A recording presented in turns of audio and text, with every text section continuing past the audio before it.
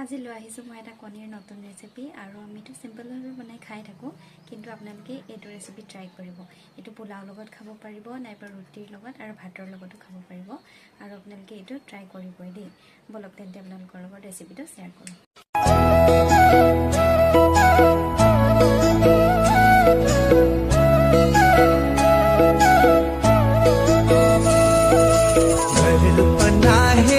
कान्छी आफ्नै आँखा लाग्छ सपनाको फुला परी जस्तै तिम्रो रूप छ हेर्दा हेर्दै तिमी कान्छी भयौ 16 सालकी रूपन्ना हेर कान्छी आफ्नै आँखा